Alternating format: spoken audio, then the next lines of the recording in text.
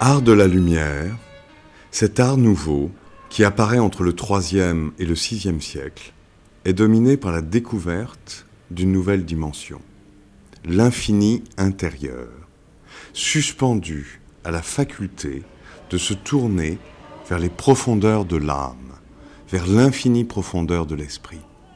Aussi, pour faire ressortir dans la représentation de l'homme la profondeur de sa vie intérieure, l'art n'avait plus besoin de recourir aux proportions harmonieuses du corps. Il allait concentrer son attention sur les traits caractéristiques du visage et sur son expressivité, sur le regard, les lèvres, les rides de ses faces d'ascète, dont le corps dématérialisé et rigide reste suspendu dans l'espace, comme s'il n'était pas de ce monde. Pour résumer d'une formule ce passage de l'art grec à l'art byzantin, on dira que l'ascète supplante l'athlète et qu'au « je peux », scellant l'état objectif du corps, succède la liberté nouvelle du « je veux ». Mais aussi que le peintre supplante le sculpteur qui n'est plus suffisamment sûr de son plan, l'espace tactile optique de la représentation dite classique, pour représenter les profils parfaits du corps nu et faire descendre en ce monde les archétypes d'une beauté idéale. L'aspiration du peintre byzantin est au contraire d'exalter jusqu'au ciel la spiritualité qui ressort de l'expression individuelle. La forme devient purement optique avec l'apparition du visage de face, portant avec lui une transfiguration, yeux dilatés, visage émacié, où se manifeste l'activité du fond lumineux et le scintillement de la lumière immatérielle, la désagrégation de l'être montant dans la lumière, de l'être qui a substitué la vision intérieure au regard extérieur. D'où cette indécision de la limite entre ombre et lumière, motif et fond, dont a si bien parlé Henri Maldinet.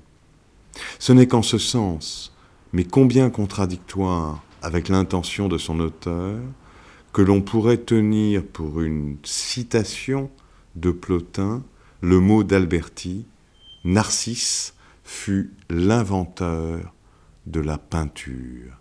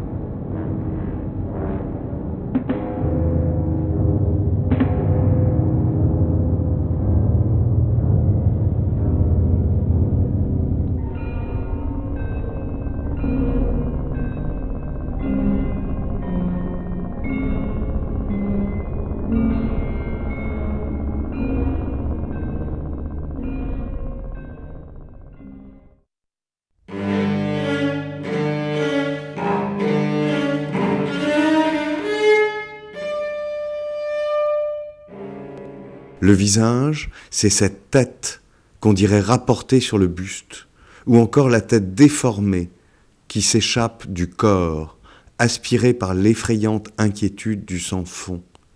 C'est le visage du Christ Pantocrator, vu de face comme figuration du narcissisme formel.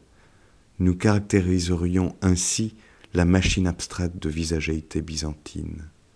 Avec, Pour reprendre encore les termes de Gilles Deleuze et de Félix Guattari, le trou noir des yeux sur fond d'or, toute la profondeur étant projetée par devant, le temps de la peur de Dieu. Or, c'est à l'âge hellénistique que commence la déformation de la figure humaine.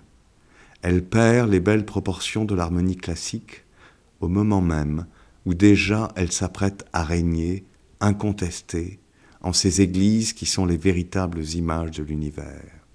Certes, avec Plotin, l'espace du cosmos ne s'est pas transformé en temps de la gloire, mais la lumière tombe en gloire. L'image contemplée avec des yeux intérieurs n'est encore que la forme lumineuse du nous et l'extase de la matière. Mais c'est bien autour du IIIe siècle que l'idéal d'expression individuelle avec l'art du portrait devint l'objet essentiel de la recherche artistique.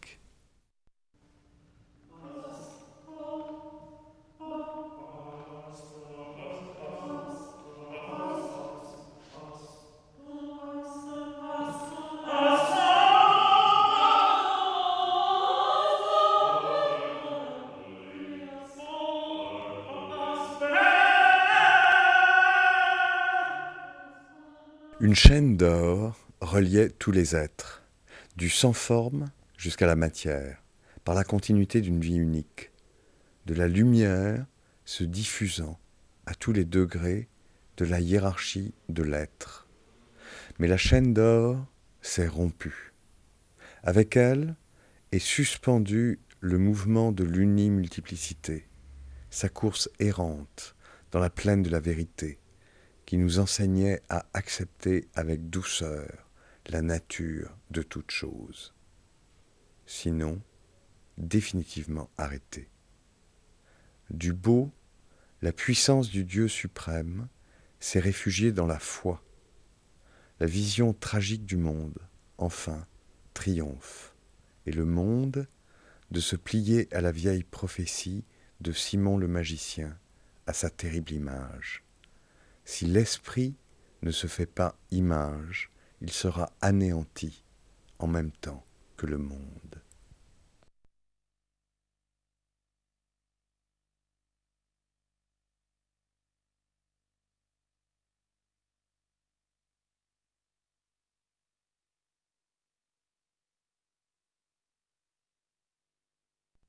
This is the life of gods and of the godlike and blessed among men.